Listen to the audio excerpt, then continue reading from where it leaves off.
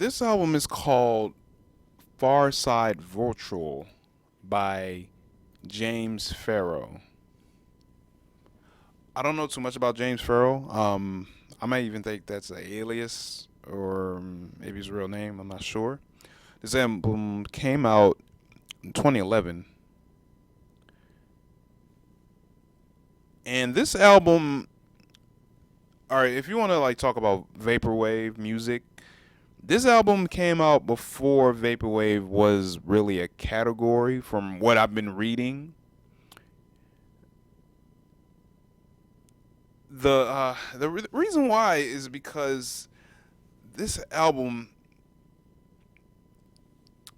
it's a very it has a very like kind of avant-garde kind of artsy feel to it, very electronic. It reminds me very much of like playing like Sim City or something like that, or playing some sort of video game on like like Windows 95 or 98. And it does have like kind of like a menu music kind of I would say like remembrance to it,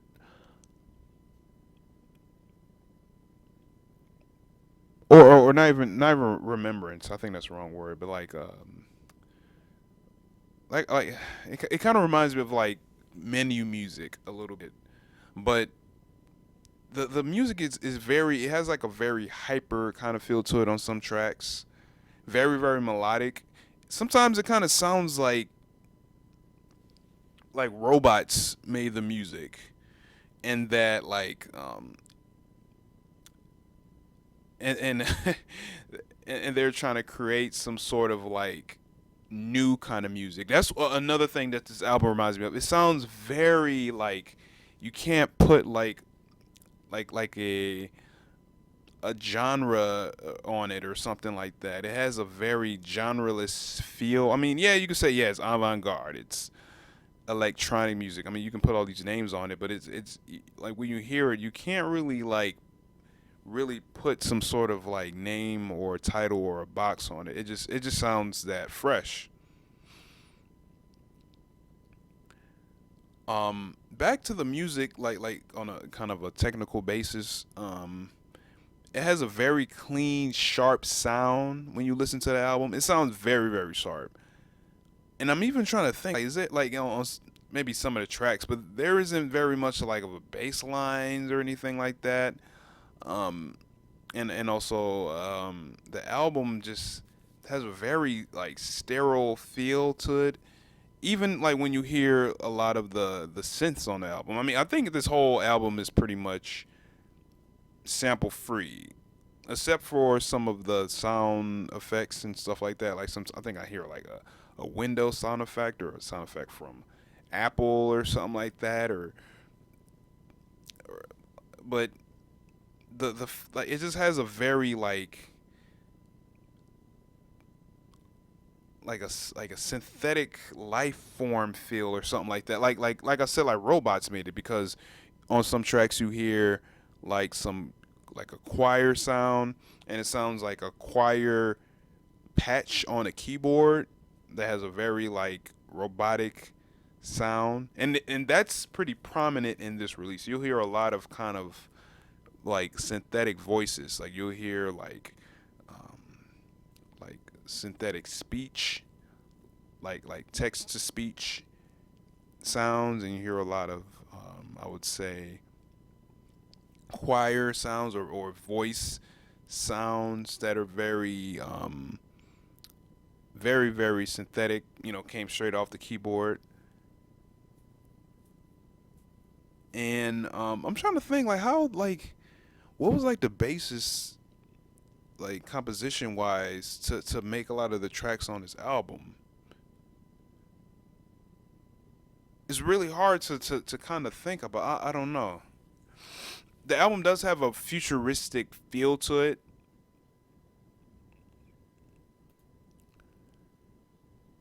but when you listen to it, it's very it's like retro futurism, you know.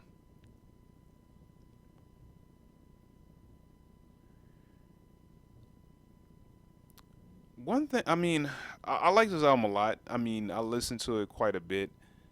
I do think sometimes I might have to be in the mood for it. Like I have to definitely be in some sort of, I would say, I don't want to say like a bugged out mood, or I'll have to be in a very free, associative, experimental like mood to really listen to this album.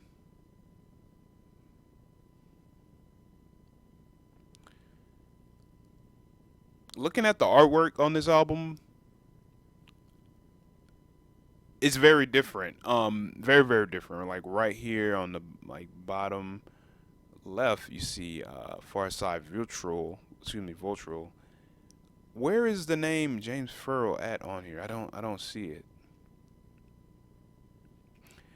And as you see, the head or like in the foreground is like a guy in a trench coat, like a black trench coat,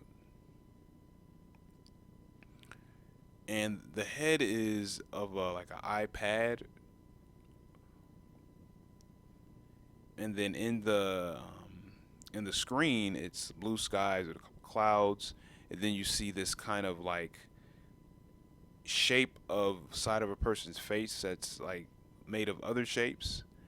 And I remember seeing that quite a bit in like the 90s, like people like making like kind of little caricatures of people but using like just shapes and stuff like that, and you see like on the head there's like three little lines and stuff like that, and like the eyes, I think it looks like a visor, which is like a red kind of like elongated like hot dog shape with like a little black slit. And under the pad you see like the neck, and the neck has like all these different colors and stuff like that. Behind the person, it looks like New York because you see like all these cabs, you see like a van, and then you see like some buildings, and then on top near one of the buildings, or I should say on the side, you see another shape of the no, you see another pad of the of what is in the foreground. Let me open, excuse me, let me actually zoom in more. There we go. I never seen it in this size. Okay, so it's basically mirroring the one that's in the foreground that's closest to us in the cover. The same like shape of a person's head. And then there's some different shapes like an arrow coming out of it. I don't know what that signifies. Oh yeah, all right. I'm looking closer at the neck, and then yeah, the neck has like this like a heat vision. No, not heat vision. Like a temporal like vision. Like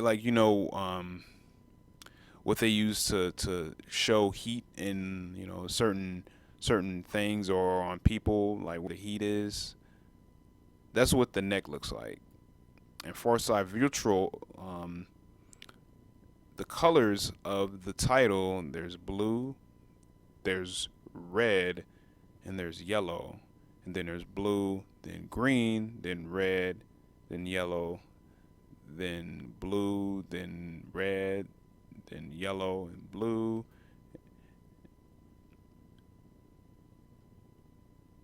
then yellow twice, and then red once more. And that was used quite a bit in the 90s, the kind of multicolor text for certain titles of things. Kind of reminds me of the Google, um,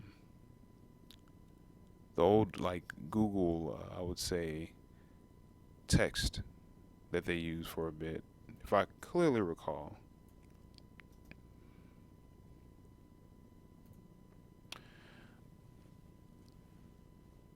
The titles of the tracks. Let me read some of the titles of the tracks real quick.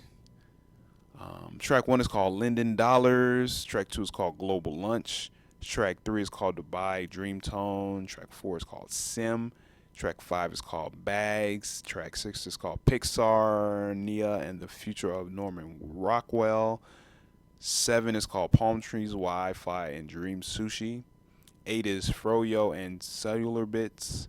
Eight is Google Poises. 10 is Starbucks, Dr. Seussism, and While Your Mac is Sleeping, etc., etc. So when you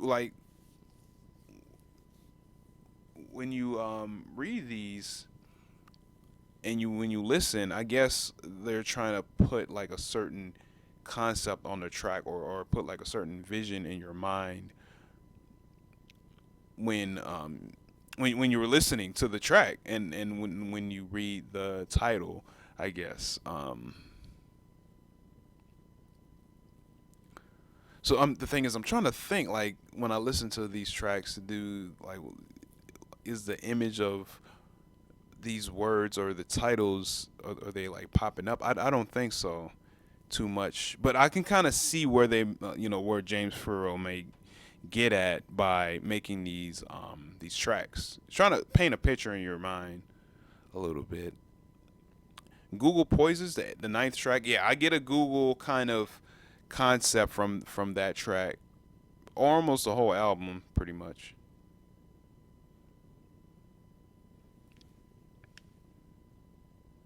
The album it has like a mid to upbeat kind of tempo. There isn't many tracks that are just very very slow. Everything is just kind of like very speedy. The album, when I listen to it, it has like somewhat of a anxious vibe to it. You know what I mean? Like a very like like like you're feeling some sort of anxiety of like getting things done, or going to a certain place, or getting a certain thing accomplished. That's what it kind of feels like. And it also like paints in my mind like all these different like robots, or not even robots, but these like um these like a virtual world where you're seeing these like people walking around, and they're just walking like with like perfect like perfect what I'm trying to think of, like they just walking around just like very like perfect, like, you know what I'm saying, like the perfect what I'm trying to think of, like what's the word, oh man, what's the word I'm thinking of, posture, there we go, perfect posture, walking around like kind of uh trying to talk to each other, walking around more in the world, walking up the stairs slowly, like almost like with like um showing like a video game, like showing the introduction to a certain 3D video game, and how all the 3D characters are moving around, and you see that they move kind of stiff and stuff like that, and they don't have many like facial expressions and stuff, and they're walking around maybe like slow or fast. That's what I kind of get from listening to this album. It's just very just like I listen to a fair amount of like electronic albums, but this album is just very very just like super like clean, sharp sounds. It's melodic, but then like it has this like almost really random chaotic feel to it a little bit. When you listen to the first track, you'll see what I mean. It just like things. It sounds like the way things were composed, and this is what I was trying to touch on earlier. Like it was like very like random a little bit. Like he just kind of like went through a randomizer or something like that on the keyboard, or through the software or whatever that he was using, and just kind of ran with that. So, you know what? I'm gonna wrap it up here. Yeah, it's a hard album to describe, but when you listen to it, you'll definitely kind of understand my difficulty in like placing words into or from this album. So again, this album's called Far Side Vultural by James Ferraro. It came out in 2011, and in the description link, I'll put links where you can. Excuse me, the description section. I'll put links where you can listen to the album. So that's about it. My name is katrah-quey, and I'll talk to you later. Peace.